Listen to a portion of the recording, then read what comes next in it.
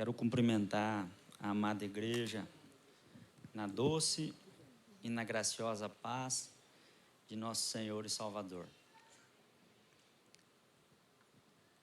A palavra de Deus, ela é muito clara em nos mostrar que somos o povo da fé e da esperança. A Bíblia, em 4 passagens distintas, no Velho Testamento, uma delas, e no Novo Testamento, por 4 vezes diz ipsis literis, o justo viverá pela fé. É interessante que, se nós atentássemos para as coisas que estão diante dos nossos olhos, eu creio que seria muito difícil se vivêssemos de acordo com as coisas que vemos. Essa semana, todos, provavelmente, devem ter tido contato com aquilo que veio a público a respeito de um bebê com um cordão umbilical que foi literalmente descartado no lixo de um condomínio da nossa cidade. Também esta semana eu tive o desprazer ao ver um noticiário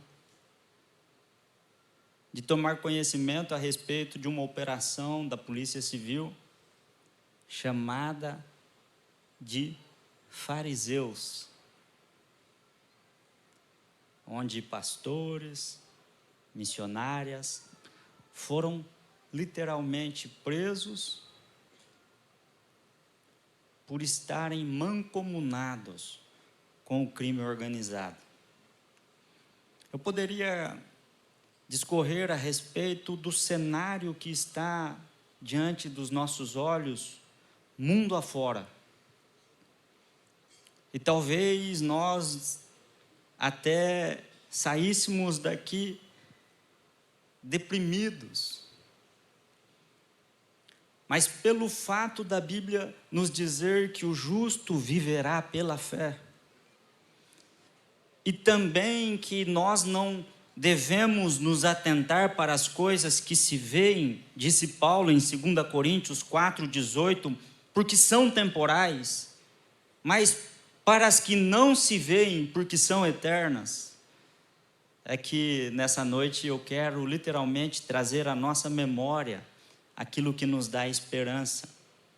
O mundo inteiro, disse o apóstolo João na sua primeira carta, no capítulo 5, no versículo 19, jaz, está morto no maligno. Há um Deus deste século que conduz o mundo na incredulidade, há um príncipe deste mundo. Mas, obviamente, nós nos reunimos aqui nesta noite com o intuito de adorar o grande Rei e de trazer à nossa memória as promessas de Deus, porque é por meio delas que renovamos a nossa fé e a nossa esperança. Louvado seja o nome do Senhor. E eu quero começar lembrando aquilo que nos disse o profeta Isaías, no capítulo 41, no versículo de número 10. Não temas, porque eu estou contigo. Não te assombres, porque eu sou o teu Deus. Eu te fortaleço, eu te ajudo, eu te sustento com a destra da minha justiça. Eu quero trazer à sua memória nessa noite aquilo que o profeta Isaías disse no capítulo 43, no versículo de número 2. Quando passares pelas águas, eu estarei contigo. Quando passares pelos rios, eles não te submergirão. Quando passares pelo fogo, ele não te queimará, nem chama alguma arderá em ti, porque eu sou o Senhor, o teu Deus, o Santo de Israel, o teu Salvador. Eu dei o Egito por teu resgate, a Etiópia e Seba por ti. Eu quero trazer à tua memória essa noite aquilo que o profeta Isaías disse no capítulo de número 59, no versículo 19, parte B. Vindo o inimigo como correntes de águas, o Espírito do Senhor arvorará contra ele a sua bandeira. Eu quero trazer à sua memória nesta noite, porque somos descendentes de Abraão, o Israel de Deus, aquilo que ele nos prometeu no livro de Deuteronômio, no capítulo 28, no versículo de número 3. Você é bendito na cidade e no campo, é bendito o fruto do seu ventre, é bendito o fruto do ventre dos seus animais, é bendito o fruto da tua terra. É abençoado o teu cesto, a tua amassadeira. Você é abençoado, irmão, quando você entra. E você é abençoado quando você sai.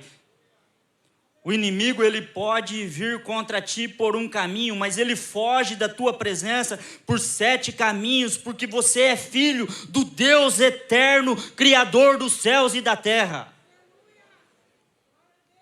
Quero trazer à tua memória, nessa noite, aquilo que o salmista disse no capítulo 91, no versículo de número 7. 1000 cairão ao teu lado, e 10.000 à tua direita, mas tu não serás atingido. Nenhum mal te sucederá, nem praga alguma chegará na sua tenda. Nós vivemos dias em que a depressão tem acometido, alcançado e derrubado milhões de pessoas. Mas tem promessa de Deus para você nessa noite. Em 1 Pedro, capítulo 5, versículo de número 7, ele diz: meu filho, lance sobre mim as suas ansiedades, porque sou eu quem cuido de você, sou eu quem cuido da sua vida, sou eu quem te sustento, sou eu que te guardo e te fortaleço. E talvez você chegou aqui desesperançado. Você chegou aqui querendo jogar a toalha. Mas tem promessa de Deus para você nessa noite. Ele diz: vinde a mim todos os que estão cansados e sobrecarregados, porque eu vos aliviarei. Esse é o nosso bendito Deus, que tem nos dado promessas. Mas a par de todas essas promessas, tem uma promessa que é a promessa. Ela está acima de todas essas, porque é uma promessa que Ele nos fez, de que Ele foi, mas Ele vai voltar. Não se turbe o vosso coração, creia em Deus, creia também em mim, porque na casa do meu Pai há muitas moradas. Se não fosse assim, eu vos teria dito, pois vou preparar-vos lugar, e se eu preparar lugar, voltarei outra vez a vós, e os levarei comigo, para que onde eu estiver, estejais vós também. Vocês sabem para onde eu vou, e conhecem o caminho. Tomé, sempre Tomé. Tem algum Tomé aí? Misericórdia. Senhor, nós não sabemos para onde tu vais, e como podemos conhecer o caminho? Disse Jesus: eu sou o caminho, a verdade e a vida. Ninguém vem ao Pai se não for por mim. Essa promessa é a promessa que eu quero meditar com você nesta noite. João, que escreveu esse evangelho, o evangelho de João, agora ele já está velho, condenado por Domiciano, um imperador romano, a uma prisão numa ilha vulcânica no mar Egeu chamada de Patmos. O apóstolo velho, só, sem conforto, sem regalias, numa penitenciária cercada pelo mar Egeu, de repente recebe a visita do próprio Cristo. E o Cristo vem a João, não para tirar João da prisão, não para dar a João a oportunidade de ter uma comida melhor do que aquela que é servida no presídio, não para dar a João as coisas que as pessoas querem neste mundo, porque neste mundo nós teremos tribulações, mas ele vem até João para revelar aquilo que motiva a vida do justo. O justo viverá pela fé. E sabe o que ele revela a João? Aquilo que João registrou para revelar para mim e para você nesta noite. E viu um novo céus e uma nova terra. Porque o primeiro céu e a primeira terra já passaram, e o mar já não existe. E eu, João, vi a cidade santa, a nova Jerusalém, que descia de Deus, ataviada como uma noiva adereçada para o seu marido. E ouvi uma grande voz que do céu dizia: eis o tabernáculo de Deus para os homens, ele habitará com eles, eles serão o seu povo, e ele será o seu Deus. Ele enxugará dos nossos olhos toda lágrima. Não haverá mais morte, não haverá mais pranto, não haverá mais clamor, não haverá mais dor, porque as primeiras coisas passaram. E o que estava sentado no trono disse-me: escreve, porque essas palavras são fiéis e verdadeiras. Eu faço nova todas as coisas, eu sou o alfa, o ômega, o princípio e o fim. Quem quer que tiver sede, venha, porque eu vou dar de graça a beber-lhe da fonte da água da vida. O que vencer herdará todas essas coisas, e eu lhe serei por Deus, e ele me será por filho. Tem promessa de Deus para mim e para você nessa noite. Sabe o que eu estou aguardando, irmão? Eu estou aguardando o soar da trombeta. A Bíblia diz que quando a trombeta soar, o mesmo Senhor descerá dos céus com alarido, com a voz do arcanjo, com a trombeta de Deus. Os que morreram ressuscitarão primeiro, e se nós estivermos vivos, nós subiremos juntamente com eles a encontrar o Senhor nos ares, e estaremos para sempre com o Senhor. Esta, sem dúvida alguma, deve ser a prioridade da nossa vida. Eu vivo por esta promessa. Eu acordo pensando nela, eu ando pensando nela, eu durmo pensando nela. Eu desejo as coisas do alto, eu busco as coisas do alto, eu penso nas coisas do alto. Sabe por quê, irmão?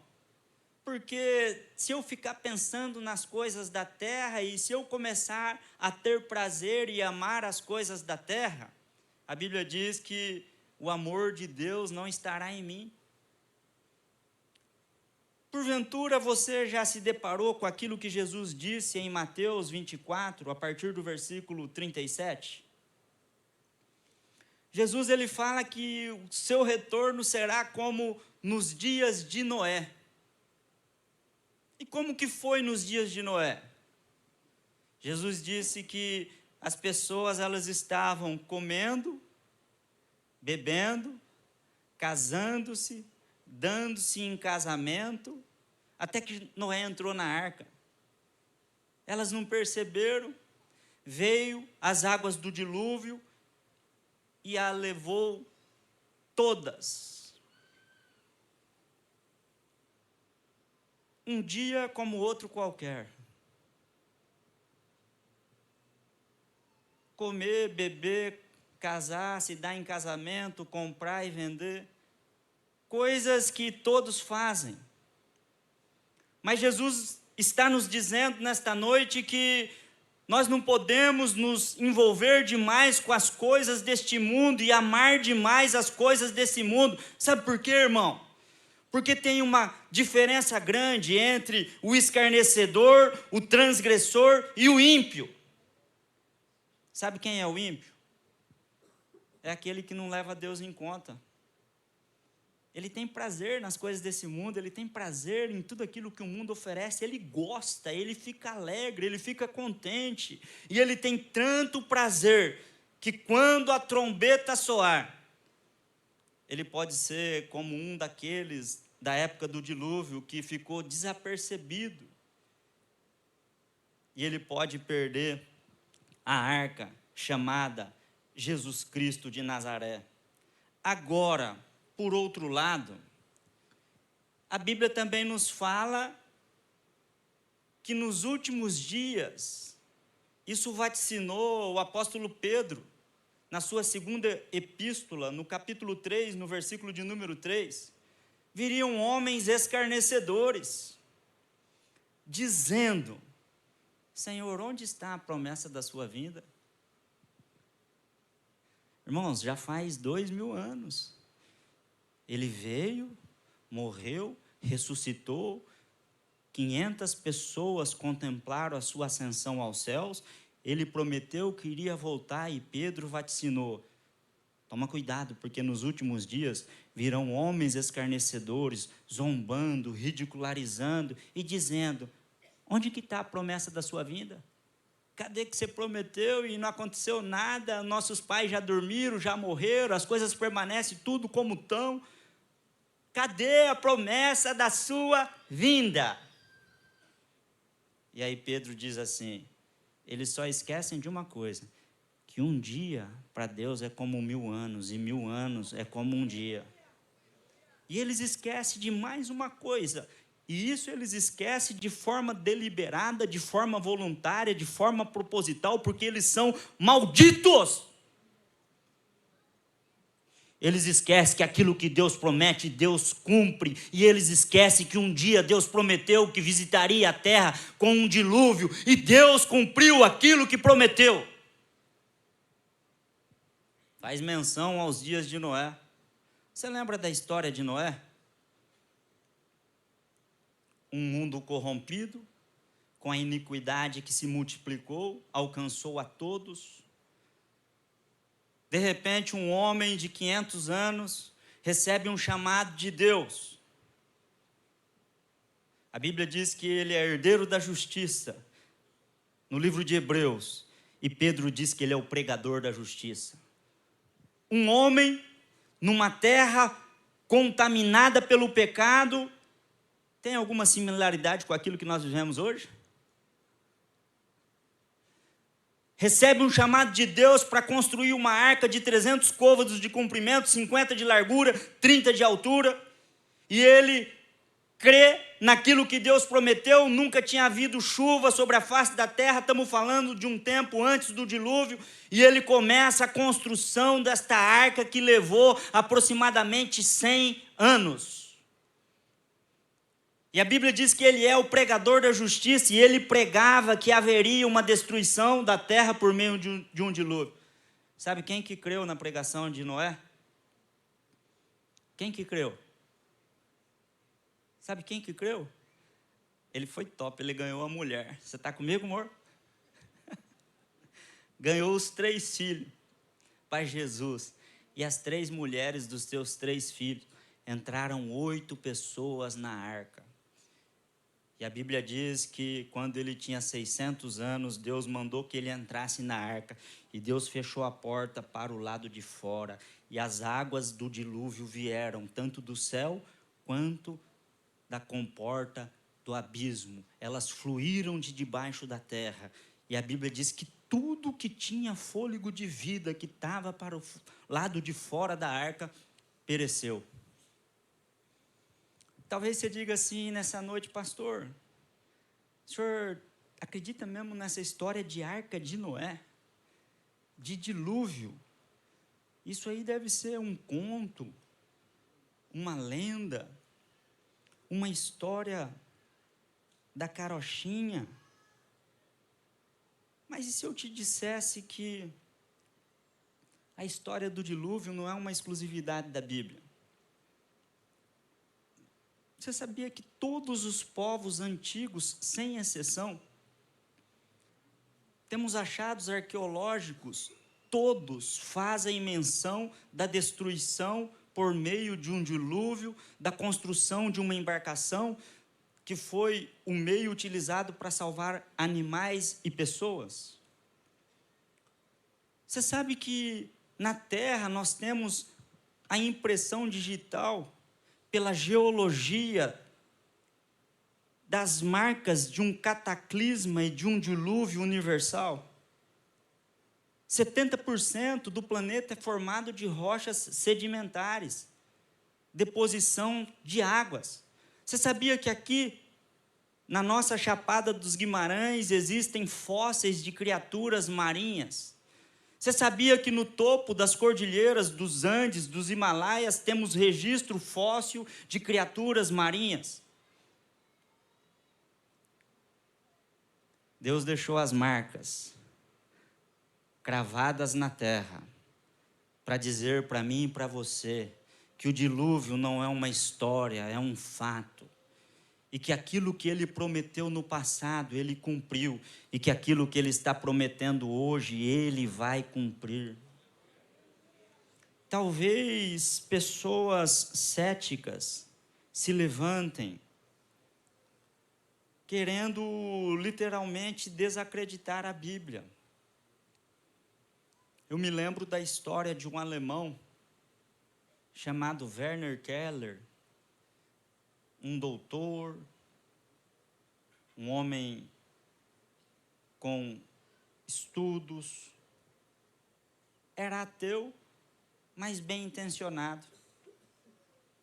Ele deixou a Europa, foi para o Oriente, decidido a estudar as coisas referentes às Escrituras, referente à Bíblia, com o propósito de desacreditar e comprovar que a Bíblia não passava de uma falácia. E depois de muitos anos no Oriente estudando com esse objetivo, ele escreveu um livro. Sabe qual foi o título desse livro? E a Bíblia tinha razão. Ele se converteu ao Deus da Bíblia, louvado seja o nome do Senhor. É tão interessante essas coisas. Nós temos o caso de um ateu brasileiro convicto, um médico psiquiatra chamado Dr. Augusto Cury. Quando um ateu bem intencionado, com humildade, vai atrás da verdade, Deus revela a verdade para ele. Dr. Augusto Cury começou a estudar a personalidade de Cristo. Como um ateu convicto, se converteu a Cristo e escreveu vários livros sobre Cristo, o mestre da vida, o mestre do amor, o mestre inesquecível. Louvado seja o nome do Senhor. É bem verdade também que nós temos ateus orgulhosos, soberbos, presunçosos, que nunca se converteram a Cristo e nem vão, porque Cristo não se revela a eles. Nós tivemos um homem chamado Richard Dawkins, que no ano de 2006 lançou um livro em Londres, e o título do livro é Deus, um delírio. E veio um burburinho, começou a haver no meio dos céticos um gosto de que agora a Bíblia estava sendo desbancada, porque alguém escreveu um livro tão audacioso com o tema Deus, um delírio. Agora a Bíblia seria desbancada, seria colocada no chão. Agora Jesus Cristo seria derrotado porque alguém teve a ousadia de escrever um livro Deus, um delírio. E muita chacorrice, muita parvoíce, pilhéria, escárnio. Aí eu te pergunto, quem é Richard Dawkins? Onde está o livro de Richard Dawkins? Aí eu faço uma pergunta para você, sai aí na rua de Várzea Grande, pega o primeiro matuto que nasceu na roça e fala assim para ele, você ficou sabendo do que Richard Dawkins escreveu? Ele vai falar para você, quem que é esse mané que eu nunca nem vi falar nele? E que livro que é esse? Esse cara é doido. Aí você fala para o matuto assim, e você já ouviu falar de Jesus de Nazaré? Já, desse eu ouvi. Ele entrou no meu coração, eu era um pinguço, eu era um bêbado e eu estou livre. Ele me salvou. Você já ouviu falar da Bíblia? Já, a Bíblia foi pregada para mim quando eu estava preso e lá dentro da cadeia eu aceitei Jesus. Ele transformou a minha vida. O livro de Richard Dawkins e o próprio Richard Dawkins vai ser esmagado debaixo dos pés do Senhor, porque Jesus Cristo é o Rei dos Reis, o Senhor dos Senhores, o grande eu sou. Louvado seja o nome do Senhor.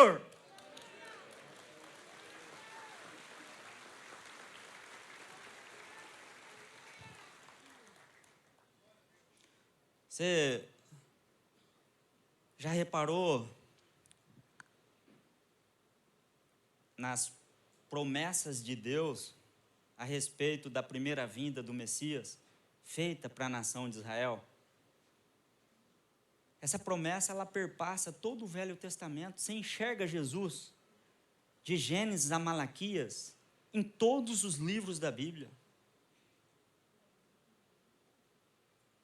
E eu poderia citar algumas delas, como, por exemplo, que ele nasceria de uma virgem, o mesmo Deus vos dará um sinal. Isaías 7,14. Eis que a virgem conceberá e dará à luz a um filho, e lhe porás o nome de Emanuel. Promessa e profecia de que ele seria Deus, Isaías 9,6. Um menino nos nasceu, um filho se nos deu, e o seu nome será Maravilhoso Conselheiro, Deus Forte, Pai da Eternidade, Príncipe da Paz. Profecias minuciosas, como por exemplo, de onde ele nasceria.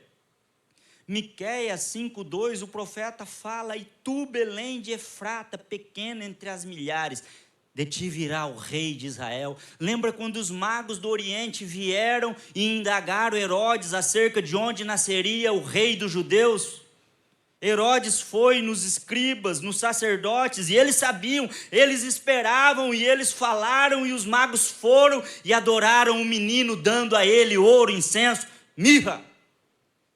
Profecia na Bíblia, dizendo, por exemplo, que ele seria traído pela boca do profeta Zacarias e vendido por 30 moedas de prata. Profecia pelo mesmo profeta Zacarias, no capítulo 9, no versículo de número 9, dizendo que ele entraria em Jerusalém montado numa jumentinha, e essa profecia se cumpriu. Um dia ele disse para os apóstolos, vai lá, pega uma jumentinha que está amarrada numa cerca, porque eu vou cumprir aquilo que está dito na minha palavra. Jesus é Deus. Profecia de como ele iria morrer, no capítulo 53 do profeta Isaías. Profecia no salmo messiânico de número 22, declarando a oração que ele faria na cruz, a partir do versículo de número 1. Profecia dizendo que ele ia ter sede, que ele ia ter os pés e as mãos cravejados, que ele seria zombado numa cruz, que lançaria sorte sobre a sua capa e dividiria as suas roupas. Profecias que se cumpriram na íntegra. Agora a pergunta que eu faço é, por que muitos, dentre aqueles que conheciam e esperavam o cumprimento dessa profecia toda do Velho Testamento, não creram nela? Comece a meditar a respeito disso. Nós tínhamos, irmãos, nos nossos dias, por exemplo, a certeza que essas profecias eram anteriores a Cristo pela tradição histórica. Sabe qual que era a cópia em hebraico mais antiga da Bíblia? Os textos massoréticos do século 9 depois de Cristo. Tínhamos a tradução da Vulgata e da Septuaginta do século 4 depois de Cristo.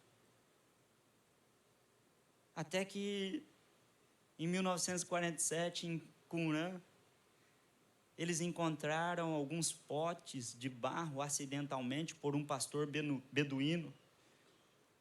E sabe o que tinha lá dentro? Vários livros da Bíblia preservados nesses potes de barro. Um livro completo do profeta Isaías. Por que eu estou fazendo essas considerações? Para te trazer, por exemplo, duas informações para o teu coração a respeito da nossa fé e da palavra que nós temos na mão. E a primeira dela é que esses livros foram datados pelo processo do carbono 14. Sabe de quantos anos era aquele rolo do livro do profeta Isaías? Mais de 2.100 anos. Ele tinha 125 anos antes de Cristo e já estava aquela cópia escrita. Agora nós temos o profeta Isaías profetizando a respeito de Cristo, que a história falava que era anterior a Cristo e que a ciência se curva dizendo era anterior a Cristo. E sabe o que nós temos ainda?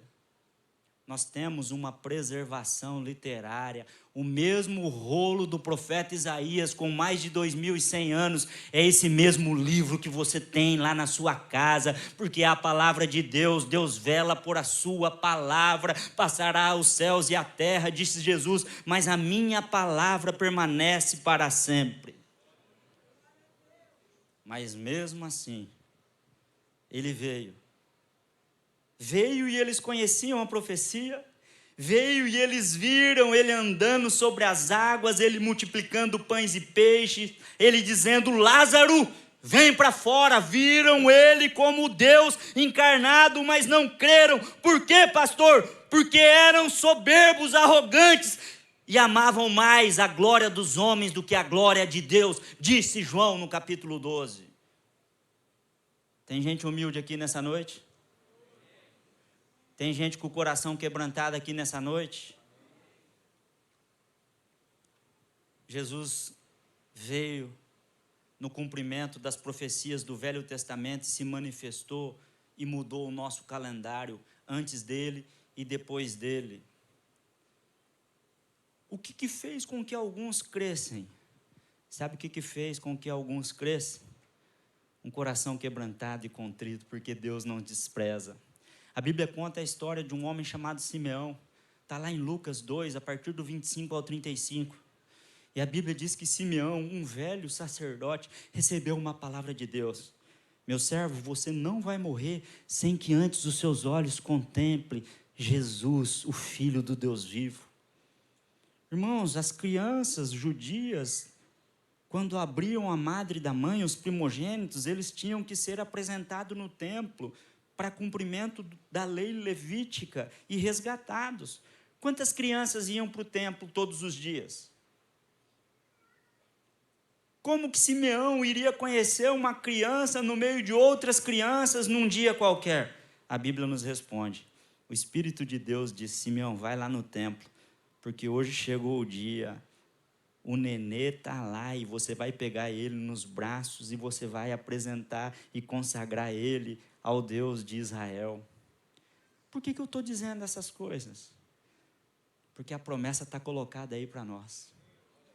Ei, irmão, não preocupa com essa vida miserável, não. O que nós vamos comer, o que nós vamos beber. Ei, não preocupa com as contas que você tem que pagar. Não preocupa com o teu corpo que está enfermo, que está doente. Ele é corruptível. A nossa leve e momentânea tribulação produz em nós um peso de glória eterno e muito excelente.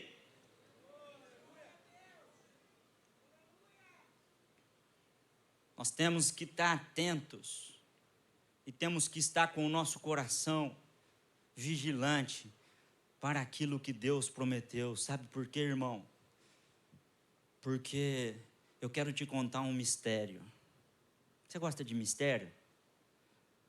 Está lá em 1 Coríntios 15, 51. Eis que eu vos digo um mistério. Nem todos dormiremos, mas todos seremos transformados. Num momento, num abrir e fechar de olhos, ante a última trombeta, porque a trombeta soará, os mortos ressuscitarão incorruptíveis, e nós, o que estivermos vivos, seremos transformados, porque convém que isso que é corruptível se revista da incorruptibilidade, isso que é mortal se revista da imortabilidade, porque quando isso que é incorruptível se revestir da incorruptibilidade, isso que é mortal se revestir da imortalidade, cumprir-se-á o que está escrito: tragada foi a maldita morte na vitória. Onde está, ó morte, o teu aguilhão? Onde está, inferno, a tua vitória? Jesus ressuscitou, aleluia!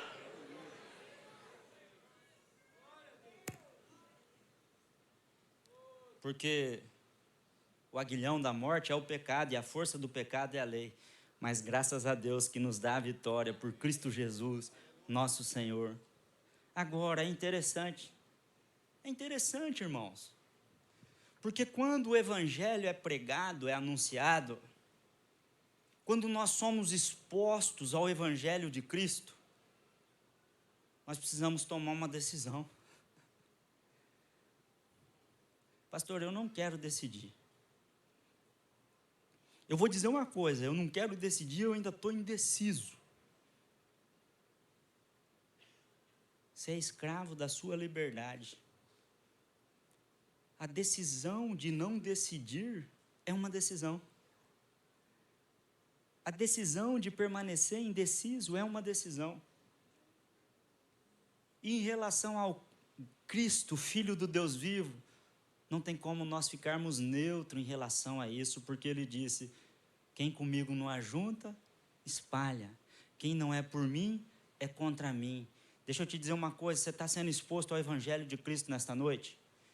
Esse mesmo Evangelho tem o poder como espírito e vida para te colocar nos céus, mas esse mesmo Evangelho, se você não crê, tem poder para te colocar no inferno, porque Marcos 16 disse: quem crer e for batizado será salvo, quem não crer será condenado. Então o que nós devemos fazer numa noite como essa? Sabe o que eu quero fazer? Eu não quero nem ser como Tomé. Os discípulos estavam falando, já tinham visto Cristo, mas o mesmo Tomé que perguntou: Senhor, nós não conhecemos o caminho e não sabemos para onde você vai. Ficou incrédulo quando os discípulos falaram: o mestre ressuscitou. E Jesus deu uma oportunidade para esse tal de Tomé. Ele falou assim: eu só creio se eu pôr o dedo no cravo da mão dele, nas feridas dele. E Jesus se apresentou a ele e falou: Tomé, toca aqui, ó. Bem-aventurados que não viram e creram. E ele caiu de joelhos depois de tocar e disse: Senhor meu e Deus meu. Nessa noite o evangelho está sendo colocado, e é noite de nós ouvirmos a voz do Senhor. Ele não vai entrar em nenhum coração que não se render a Ele com humildade, porque a palavra de Deus nos diz em Apocalipse 3:20, eis que eu estou à porta do teu coração e eu bato. Se alguém ouvir a minha voz e abrir a porta, eu entrarei em sua casa, cearei com ele e ele comigo. Jesus está te convidando para fazer uma aliança com ele, para entregar a sua vida a ele, para viver com ele, para andar com ele, para estar com ele, para poder reinar com ele. A promessa dele para nós nesta noite. Agora, nós vamos ficar aprisionados e valorizando esta maldita vida em relação às coisas que vemos? Eu quero viver pelas coisas que eu não vejo, porque aquilo que eu vejo é temporal, mas aquilo que eu não vejo é eterno. E eu quero concluir essa palavra ao meu e ao seu coração com aquilo que o apóstolo Paulo disse em 1 Coríntios, capítulo 16, versículo de número 22. Sabe o que ele disse? Irmãos, para mim é uma das palavras mais fortes da Bíblia.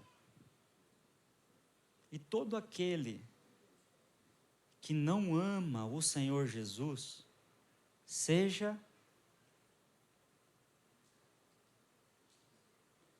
Você teria coragem de chegar no meio de uma multidão e olhar para ela e dizer: e todo aquele que não ama o Senhor Jesus, seja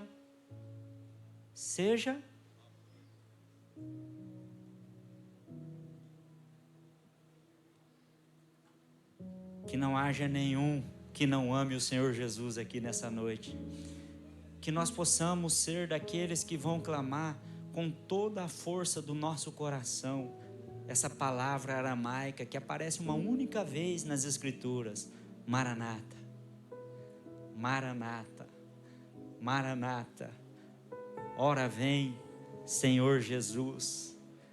Nos mantenha com as vestes brancas, lavadas, remidas, santificadas, a fim de que nós possamos fazer parte da noiva de Cristo e a fim de nós podermos cear com Ele nas bodas do Cordeiro, para a glória de Deus.